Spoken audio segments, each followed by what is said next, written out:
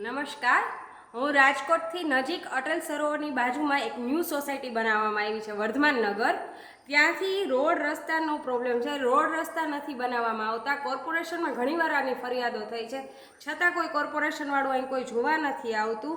તો અહીંના રસ્તા સારા કરાવો એના માટે અમે હાઉસ ટેક્સ ભરીએ છીએ અને મતે આપીએ છીએ. મતદાન ટાણે બધા જોવે છે, બાકી અત્યારે કોઈ અહીંયા જોવા આવતું નથી. વોર્ડ નંબર 1 વર્ધમાન નગર, એની અંદર આવેલી ઘણી બધી સોસાયટીઓમાંથી એમાં લાઈફસ્ટાઈલ, અરાઈડ, ઉડિયાત, ઉડિયાત 1, ઉડિયાત 2 અને કસ્તુરી ઓરમ 1 તેમજ આજુબાજુની અંદર વર્ધમાન ગ્રીન સિટી, આ બધા જ અમે લોકો ભેગા થઈ અને આજરોજ સરકારને અને કોર્પોરેશનને ઘણી બધી રોડ માટે થઈ અને રજૂઆતો લેખિતમાં અને મૌખિક કરેલી, પરંતુ એ આ સરકારના અને કોર્પોરેશનના અધિકારીઓના અને પદાધિકારીઓના કાન બહેરા છે અને માત્ર ને માત્ર ભ્રષ્ટાચારની અંદર જ એ બધા લુપ્ત છે અને કોઈ સાંભળવા માટે તૈયાર નથી. એટલા માટે થઈને અમારે આ એક આંદોલન કરવું પડ્યું છે રોડ રસ્તા માટે થઈ. અને અમે ત્યાર પછી હવે એવું પણ આંદોલન કરશું કે કોર્પોરેશને ધરણા કરશું, અનશન કરશું અને જ્યાં સુધી અમારા પ્રશ્નોના ઉકેલ નહીં આવે, રોડ રસ્તા, ગટર અને લાઇટના, ત્યાં સુધી અમે ત્યાં અનશન કરશું અને ત્યાં આગળ અમે ધરણા કરશું. અને આ બધા જ સોસાયટીના રહેવાસીઓને, અહીંયા ઓછામાં ઓછી 50,000ની વસ્તી છે.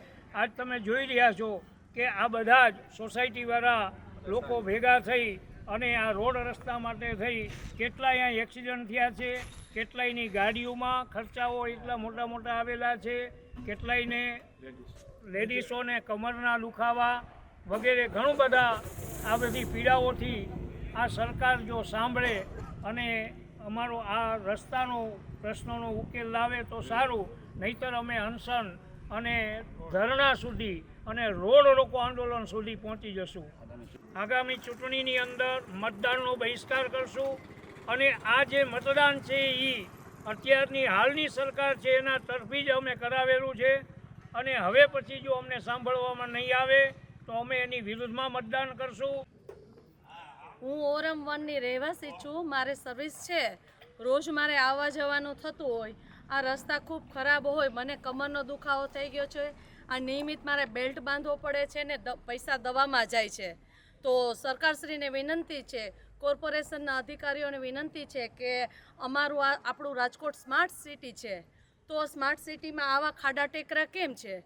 જો બીજી જગ્યાએ ઝડપથી બધે થતું હોય તો અમારા આ વિસ્તારમાં કેમ રોડ રસ્તાના, પાણીના, લાઇટના કામ પૂર્ણ નથી થતા ઝડપથી? સરકારશ્રી ઝડપથી અમારા આ વિસ્તારનો પ્રશ્ન સોલ્વ કરી દે તો અમે બધા ખુશ થશું. ભ્રષ્ટાચાર બંધ કરેગા, ભ્રષ્ટાચાર બંધ કરેગા. તમારું નામ શું ભાઈ? પરવેજ ખાન, મહેબૂબ ખાન, પઠાણ. હા સાહેબ, આ રોડ ઉપર તમે કેવી પરિસ્થિતિ થઈ છે? પરિસ્થિતિ સાહેબ બહુ તકલીફ છે. આ રોડ બધા બનાવવા જરૂરી છે. હવે આમાં માંથી આવતા આવતા તો અમારી કમર તૂટી જાય એવા રસ્તા થઈ ગયા. આમાં પંચર પડી જાય, હેરાન અમારે થવાનું થાય છે.